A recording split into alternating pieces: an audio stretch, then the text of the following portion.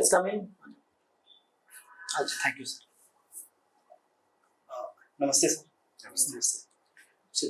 बैठिए।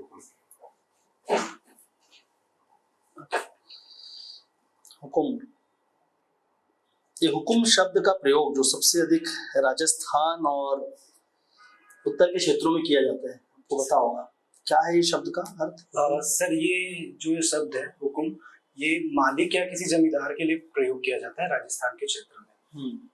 एक तरीके से वो उनके संरक्षक के तौर पे भी देखा जाता है कि ये हमारे मालिक हैं, ये हमारे संरक्षक करेंगे। जी, तो क्या लगता है ये मालिक और संरक्षण का जो कार्य चलता था बहुत पुराने सांस्कृतिक समय से, फिर भारत सरकार में इसको खत्म कर दिया गया, ठीक है ना? कहीं ना कहीं स्लेव्स जो होते थे या जो उस तरीके की चीजें थी, खत्म किया गया था। वो कौन सा अधिनियम था जिससे खत्म किया गया था? सर मैं जहाँ तक समझ पा रहा हूँ ये अस्पृश्यता अधिनियम के तहत से। अस्पृश्यता से तो अस्पृश्यता खत्म हुआ। स्लेव एक्ट था हमारा, जिसमें स्लेव प्रैक्टिस चलती थी, उसको इससे खत्म किया गया था। ये आर्टिकल 24 जहाँ तक मुझे याद आ रहा है, बंधुआ मजदूरी से संबंधित सर। नहीं, वो तो संविधान में आने के पहले ही खत्म हो गया था। चलिए आर्टिकल 24 मेंशन करते, बताइए आर्टिकल 24 क्या है संविधान का? सर ये बंधुआ मजदूरी और चाइल्ड लेबर इससे संबंधित है कि आप किसी से फोर्सफुली कार्य नहीं करवा सकते हैं। जी, बंधुआ मजदूरी क्या होता है?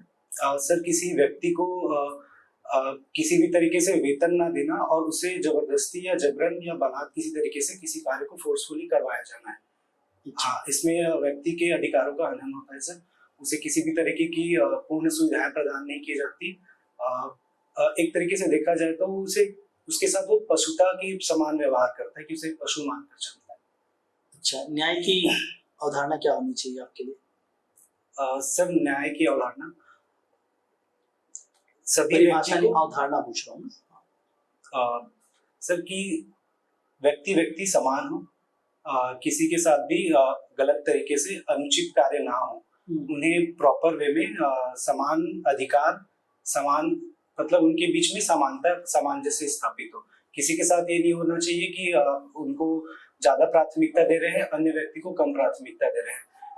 ये भी हो सकता है कि आप किसी व्यक्ति को अधिक अधिकार, अधिक कार्य या अधिक उसके कार्य के हिसाब से, अधिक क्षमता के हिसाब से अधिक सम्मान दे रहे हैं और अन्य व्यक्ति को वो कानून हमें स्वतंत्रता देती है। जी, सुना होगा आपने शब्द, कानून हमें स्वतंत्रता देती है और कभी कभी कानून ही स्वतंत्रता पे निरंकुश लगाती है। आपको क्या लगता है?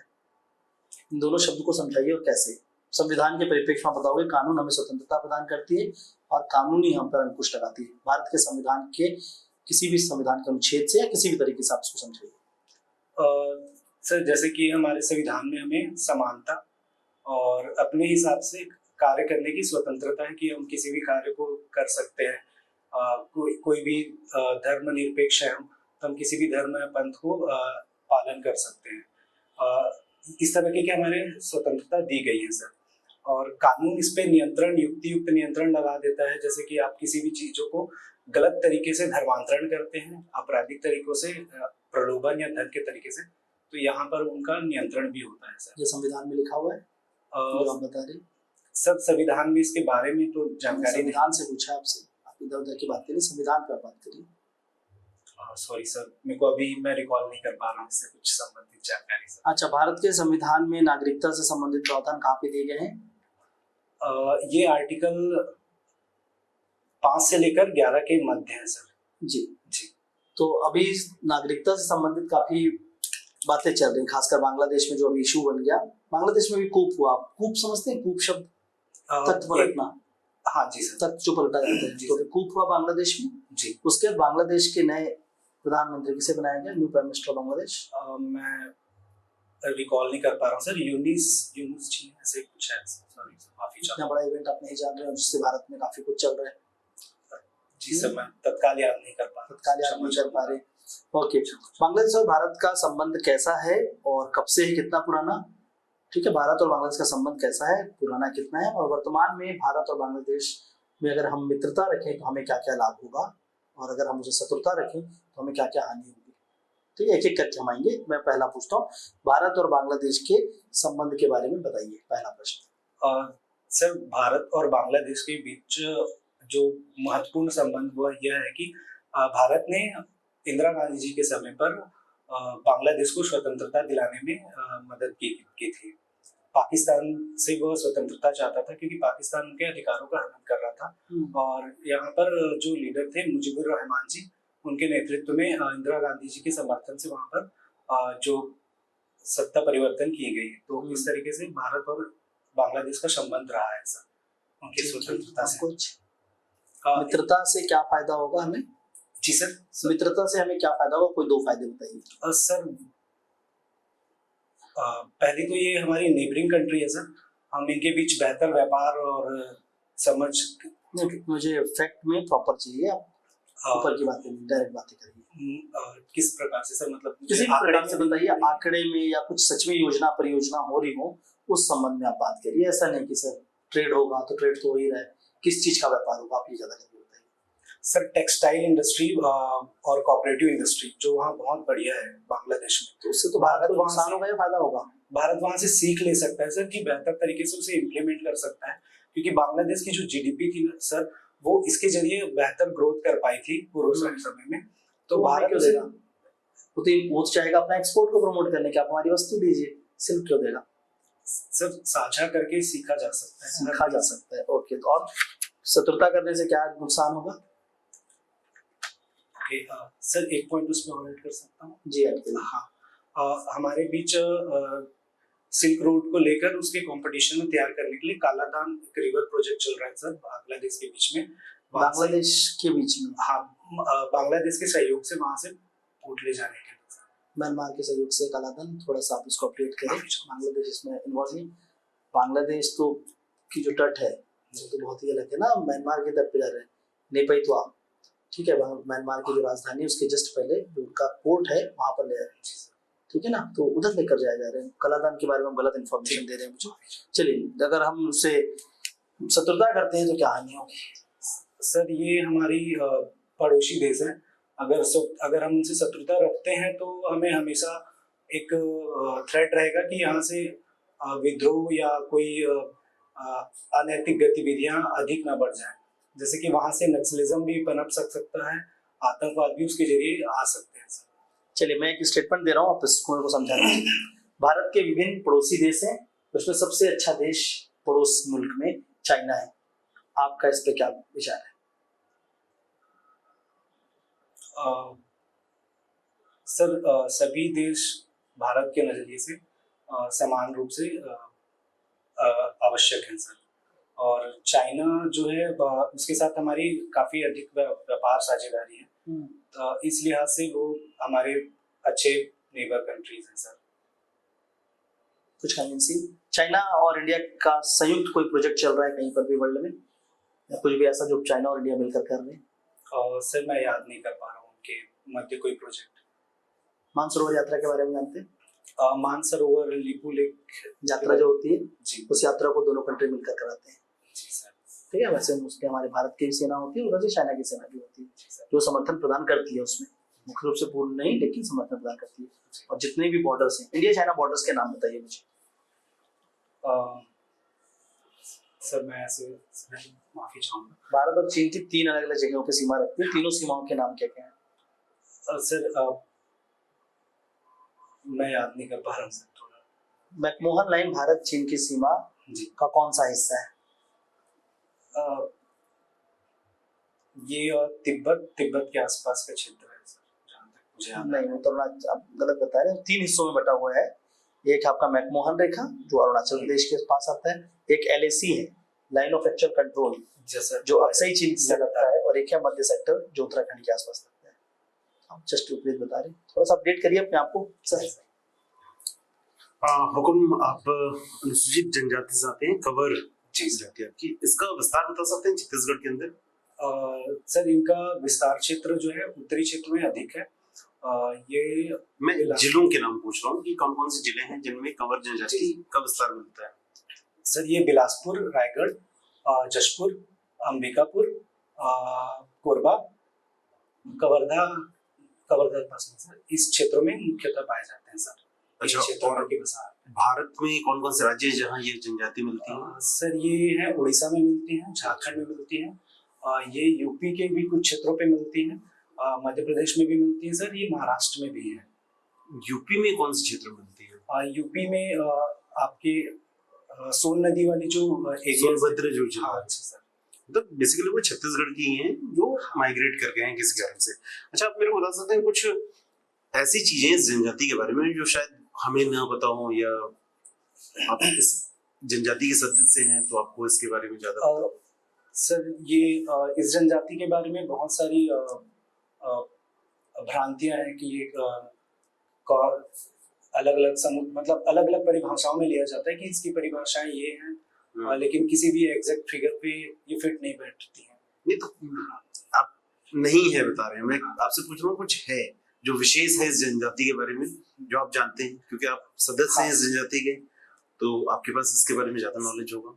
सांस्कृतिक रूप से बताना है सर कि कुछ भी जो भी आपका सर एक पैका विद्रोह है जिसके बारे में हमारे राज्य में जानकारी नहीं है, जो उड़ीसा की है। जो उड़ीसा तो नॉर्मल चीज है, राष्ट्रीय स्तर पर इतिहास आप पढ़ेंगे तो पता चलेगा। कुछ ऐसा विशेष चीज भादो कर्मा इनकी होती है सर, जिसके बारे में भी किताबों में आपको सामान्य तौर पर मिल जाएगा। मतलब आप एक मेंबर होने, एक सदस्य होने की वजह से आपको समाज के बारे में थोड़ा ज्यादा पता होगा, तो उसके बारे में कुछ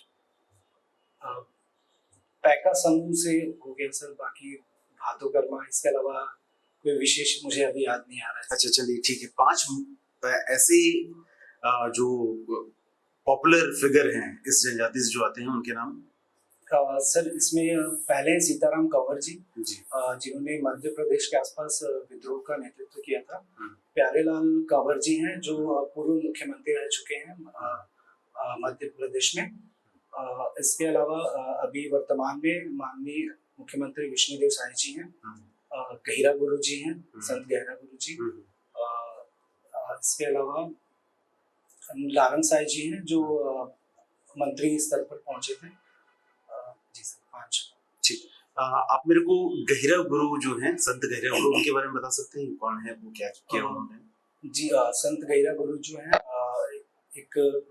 इन्होंने सनातन संत समाज की स्थापना की थी सर। इनके बचपन का नाम रामेश्वर था। इनकी जो विचारधारा थी कि चोरी दारी हत्या मिथ्या त्यागो सत्य अहिंसा दया धर्म धारे, ऐसे इनकी फिलॉसफी थी सर। लोग कहते हैं कि इनका जो विचार है वो बहुत सीमित क्षेत्र में रह गया, या मतलब अगर मैं उसको एकदम शब्दशः बोलूं तो जशपुर से बाहर नहीं निकल पाई है अपने विचार के तौर पर। आप इससे कितना अग्री करते हैं, कितना सहमत हैं आप इससे? सर मैं इस विचार से माफी चाहूंगा, मैं सहमत नहीं हूँ। ठीक है, क्यों सहमत नहीं है? इससे पूर्व जो कंवर जनजाति थी, उनकी उत्पत्ति के उल्लेख के बारे में अगर देखेंगे तो महादेव और उनके संबंध में जानकारी मिलती है कि उनके प्रमुख देवता महादेव हैं करके। परंतु जब गहिरा गुरु जी के प्रभाव में यह आंदोलन या एक तरीके से कंवर समाज के मध्य में चला, तो उन्होंने अपने जो कुल देवता है उसे राम और जानकी के रूप में प्रतिस्थापित किया। तो आज के समय में अगर आप पूछेंगे कि आपके कुल देवता कौन है, तो अधिकतर जो कंवर जनजाति हैं वो राम जानकी को अपने कुल देवता के रूप में देखते हैं। और वास्तविक स्थिति में बुक्स में दुल्हादेव महादेव की जानकारी हमको पूर्व में मिलती है सर। तो आपने जो बोला गहिरा गुरु जी की, आपने जो बोला कि राम और जानकी को अपने मतलब पूर्वज के तौर पर उन्होंने नहीं सर, कुल देवता मतलब अपने कुल से जोड़ने का प्रयास किया होता है। और कई लोगों का ऐसा भी मानना है जो उस क्षेत्र में काम कर रहे हैं कि गहिरा गुरु जी की वजह से ब्राह्मणीकरण हो गया समाज का। और कई लोग इस चीज को लेकर के विरोध भी करते हैं कि मूलतः गांव जंगलों में रह रहे हैं और उसके बाद आप जा करके जो मूल समाज है उसे जोड़ने का प्रयास कर रहे हैं। तो इस परिप्रेक्ष्य में आपके विचार क्या है? सर सांस्कृतिक परिवर्तन एक समाज का, इसमें एक और तथ्य मैं बता देता हूँ कि उन्होंने एक संस्कृत विद्यालय विश्वविद्यालय की स्थापना की सामरवार में जो है ना, ठीक, या उनमें उसमें उनका योगदान रहा। तो आदिवासी समाज का संस्कृतिकरण या संस्कृतकरण, ये जो हिंदू मुख्य धारा जो समाज है उसमें लाने का प्रयास किया उन्होंने। तो इस पे लेकर के लोगों को, जो आदिवासी समाज है उनको आपत्ति है कुछ सर। क्या मैं इस पे अपने व्यक्तिगत विचार? जी बताइए, वही मैं पूछ रहा हूँ, आपके विचार ही पूछ रहा हूँ। समाज के विचार थोपना गलत होंगे। जी जी बताइए, उसे गलत तरीके से ले बताइए, आप बताइए। मेरा मानना है सर कि जनजाति जो है वो पूर्व के समय से परिवर्तित होते आ रही है। उनके अंदर अन्य धर्म या अन्य रीति रिवाजों को देखकर वो कुछ सीखते हैं सर, और उसको अडॉप्ट करते हैं। और अपने समाज में से लागू भी करते हैं सर। तो इस तरीके से मैं इसे देखता हूँ सर कि एक परिवर्तन का फेज है और ये धीरे धीरे चल रहा है और ये समाज के लिए लाभदायक भी है। इससे समाज को हो सकती है कि कुछ सांस्कृतिक क्षतियां पहुंचे, लेकिन एक समाज जो आज के समय में बेहतर स्थिति पे पहुंच पाया है, कहीं ना कहीं ये उसका भी कारण है सर कि उन्होंने बेहतर सामाजिक परिस्थितियों को देखा और उसे एडॉप्ट किया और उस वातावरण में ढल सके सर। इसी को कुछ समाजवादी या जो समाज शास्त्री लोग हैं उन्होंने कहा असंस्कृतिकरण। आप जो बोल रहे हैं जी, उसकी वो असंस्कृतिकरण की परिभाषा है। जैसे कि आप जिस जनजाति से आते हैं उसमें बार नृत्य किया जाता है, आपने कभी ये किया? सर मैंने देखा है कोरबा में, बस कोरबा क्षेत्र में देखा है सर। मतलब आप अपनी संस्कृति से दूर जाते हुए नहीं दिखाई दे सर, रहे हैं मुझे। अवसर नहीं मिल पाया, मैंने बस देखा सर। अच्छा चलिए, अगर आपको अवसर मिला राज्य प्रशासनिक सेवा में इस क्षेत्र में काम करने का, आप क्या करेंगे? किस क्षेत्र में सर? अपनी संस्कृति को बढ़ाने के क्षेत्र में। सर अगर मुझे मौका मिलता है और संस्कृति से संबंधित इस तरह के कार्य करने मिलते हैं तो मैं चाहूँगा कि जो हमारे कल्चरल जो फेस्टिवल है, खासतौर पे भादो भादो कर्मा का उतना ज़्यादा अधिक प्रभाव नहीं है सर, तो उसे एक बेहतर लेवल पे किया जा सकता है। दूसरा सर, बार नृत्य को जो अच्छी उपलब्धि या उसे अच्छा स्टेटस नहीं मिला है वो प्रदान करने के लिए कुछ कोशिश जरूर करूँगा सर इस पर। अच्छा, आपने अपने हॉबी में TICCI का जिक्र किया है। जी सर। इसके कार्य क्षेत्र के बारे में बता सकते हैं मुझे? सर TICC पहले तो उसका पूरा नाम और उसके बाद कार्य क्षेत्र। सर ये tribal Indian chamber commerce and industry है सर जी। इसका जो मुख्य कार्य है वो जनजाति व्यवसायियों को एक साथ इकट्ठा करना है और उनके संबंधित जो भी व्यवसाय या कुछ भी निर्णय होते हैं आदिवासी समाज के लिए उसमें लिए जाते हैं सर। और सरकार को समय समय पर इनकी आवश्यकता होती है कि समाज में क्या विचारधारा चल रही है, व्यापार कैसे करना चाह रहे हैं, उन्हें क्या कठिनाइयाँ महसूस हो रही है, उसके संबंध में जानकारी के लिए सरकार के सहयोग के लिए ये समिति कॉर्पोरेशन बनाया गया है सर। अच्छा, कोई 5 कारण बता सकते हैं कि आदिवासी समाज से बड़े उद्यमी नहीं आ रहे हैं? इसकी कोई 5 कारण? जी सर, मुख्य रूप से सर हमारे पास आदिवासी समाज के पास धन की कमी है सर, कि इनके पास अधिक धन नहीं है जिसकी वजह से बेहतर निवेश नहीं कर पाते हैं सर। दूसरा, शिक्षा बेहतर नहीं है सर। अगर शिक्षा बहुत अच्छी और सही अनुकूल परिस्थिति मिले तो वो इस पर कार्य कर सकते हैं। दूसरा, इन्हें ट्रेनिंग प्रोग्राम्स की भी समझ कम मिलती है सर। इनके पास अधिकतर जो आती है वो सिर्फ शिक्षा ही स्तर पे आती है, अगर आती भी है तो इन्हें बेहतर मौके भी नहीं मिलते हैं। इनके पास व्यापार की स्थितियां परिस्थितियां सारी मौजूद भी रहेंगी तो ये उससे अनभिज्ञ हो जाते हैं सर। आप खुद आदिवासी समाज से आते हैं। जी सर। अच्छी शिक्षा है आपके पास और मुझे लगता है संसाधन भी आपके पास पर्याप्त होंगे। आप क्यों सरकारी सेवा में आना चाहते हैं और उद्यमी नहीं बनना चाहते हैं? सर इसका क्योंकि आपको आसान जिंदगी चाहिए। नहीं सर, ऐसा नहीं है। एक्चुअली सर मैंने इसमें बहुत सारी चीज़ें नहीं लिखी है। जैसे कि मैं 11वीं से लेकर कॉलेज तक सोशल वर्क करता रहा हूँ।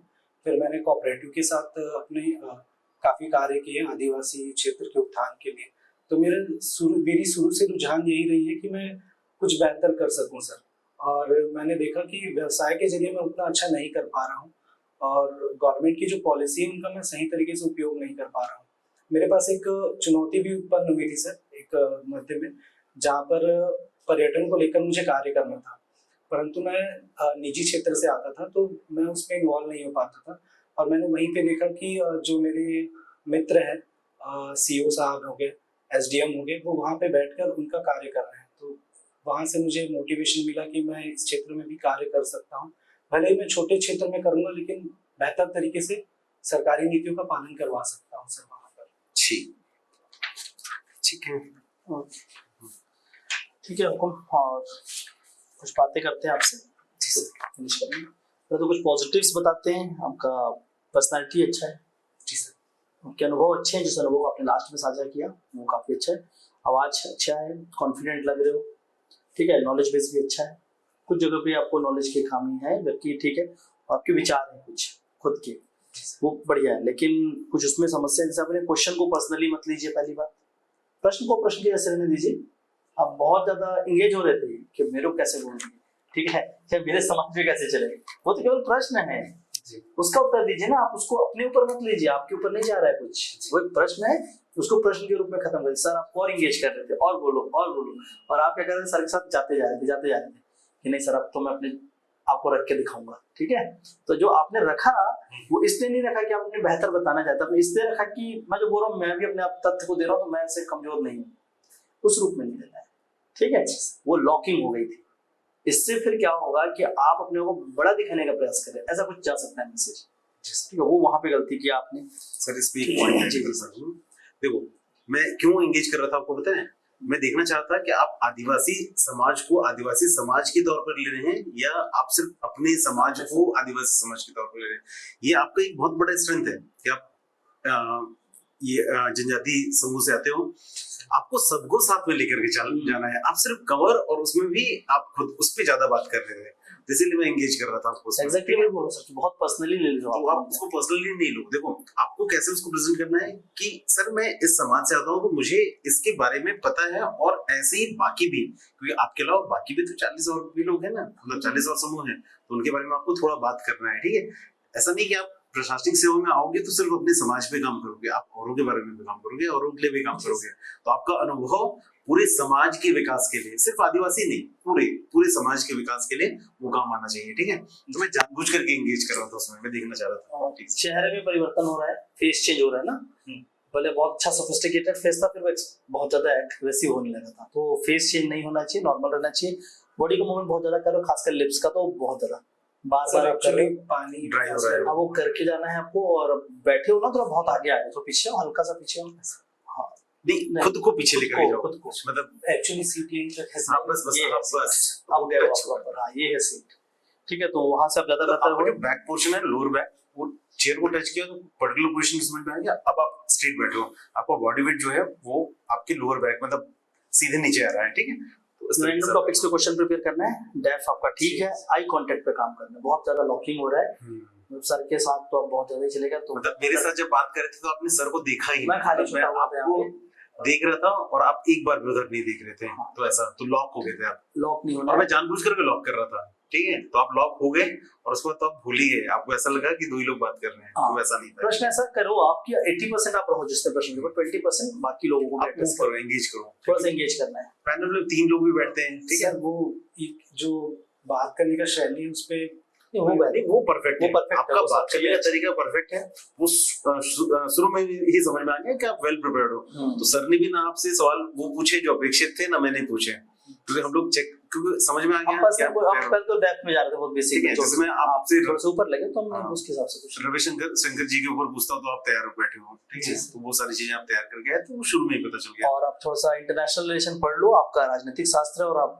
बांग्लादेश के प्रधानमंत्री का नाम नहीं बता पा रहे हो, तो ये बिल्कुल रिसेंट है, एकदम बिल्कुल रिवीजन नहीं हुआ, आप कलादान को, हाँ आप कलादान को गलत बोल रहे हो, मतलब सित्वे कलादान, ये सारी चीजें तो आपको प्रॉपर याद होनी चाहिए। मैं तो आपको सिर्फ नेबरहुड में रखा था, नेबरहुड के बियॉन्ड, और आप ना बहुत पिच कर रहे हो, मतलब टॉपिक्स बहुत ज्यादा फेंक रहे हो पूछने के लिए, ठीक है, या तो आप क्वेश्चन थ्रो कर रहे हैं, हाँ कि आप पूछ लो, इसमें भी थ्रो करने के बाद आपको उसका आंसर नहीं पता, आप उस चीज को थ्रो करें जहां पर आपने कोऑपरेटिव से बहुत बात की, उम्मीद करता हूँ आप कोऑपरेटिव पढ़ कर गए हो, तो कोऑपरेटिव पे बहुत वास्ट सब्जेक्ट है, और आपने यहाँ लिखा भी है सहकारी समिति में काम किया हुआ है, ठीक है, और ये आपको जो लघु अनुपज वहां तक लेकर के जाएगा, ठीक है, और फिर ट्राइफेड वगैरह सबका वो रूल वगैरह सब आपको पढ़ना पड़ेगा, है ना, तो उस एंगल में भी इसको प्रिपेयर करो, वो सारे टॉपिक्स आप लिस्ट डाउन करो, ठीक है।